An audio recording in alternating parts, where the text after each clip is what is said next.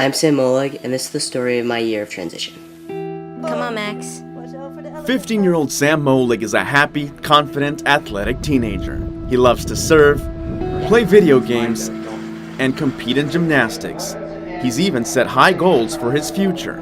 I want to be an Olympian. Sam is used to exceeding expectations. Sam was born 13 weeks premature to a homeless alcoholic. He was 2 pounds at birth. He had, at 2 days old, he had a grade 3 interventricular hemorrhage, which usually results in cerebral palsy. And the neonatologist told us they didn't think he would ever walk or talk. Kathy and Ron Molig already had a daughter, and they wanted another child, but they were unable to add to their family. Kathy had 5 miscarriages in over 4 years. So despite Sam's health problems, they decided to adopt Sam, and they're glad they did. Now he's a gymnast and a 3rd-degree black belt, so I guess that neonatologist kind of called that one a little wrong. From the moment Sam came into the world, he's had to overcome a number of challenges. When puberty hit, the depression and the anxiety, and it all started. Sam was born a girl, and at the age of 9, when his breast began to develop, he felt trapped in the wrong body. He started having thoughts of suicide. I thought God had made a mistake when I was born. This wasn't who I was. I'm not a girl, I'm a boy.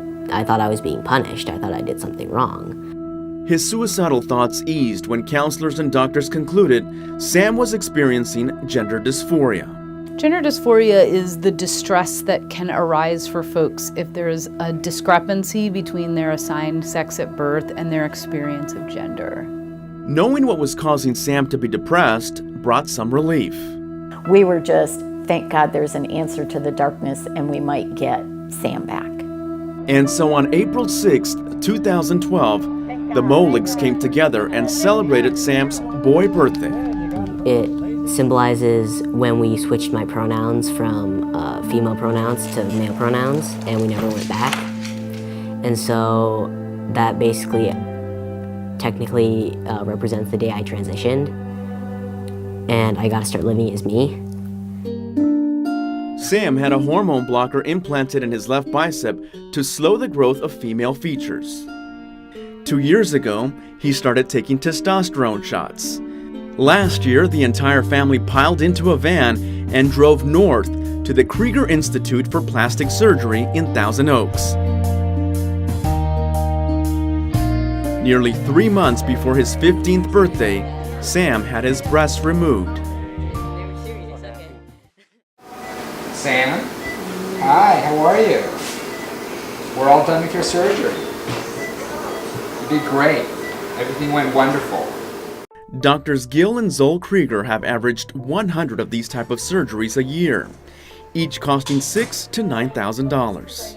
These surgeons say they work closely with therapists, doctors, and patients' families before performing these surgeries.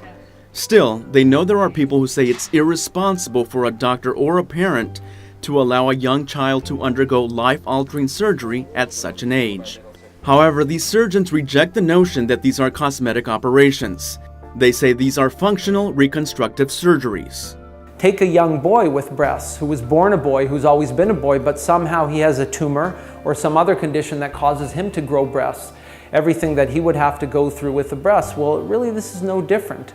This is someone who was born as a girl, but who has always felt that they were a boy and now has been living for years as a boy and now has this abnormality with their body, and going through life with a tremendous abnormality and being very different is very difficult. The problem is that people who say, isn't that too young, they're thinking, Sam is a girl, and how can you remove this body part on this young girl? But that's not what's happening. Sam is a boy who has breasts. Sam needs a male chest in order to walk in the world authentically. There you go. Right. Sam's parents say they fought insurance companies for many months to get Sam's surgery approved. But they say it was well worth it, knowing Sam can now be himself. The only fear I had for the surgery was that it was going to be postponed or be canceled. Other than that, it was let's put me under anesthesia and let's go. It was everything I ever wanted. 6 weeks after having chest surgery, Sam celebrated by taking off his shirt and jumping in the pool. It was amazing. Best feeling in my life. You still smell like a boy, though. That's the point. I'm gonna be telling you that for years. Sam's older sister Jack has been by Sam's side every step of his journey. She says she's also been impacted by his transition. There's definitely a lot of people and relationships that I wouldn't have had or wouldn't have now with people, you know, that are in the trans community or the LGBT community. If it weren't for Sam, I wouldn't be connected to them. That's something I'm really happy about. Sam hasn't decided whether he'll have other gender reassignment surgeries.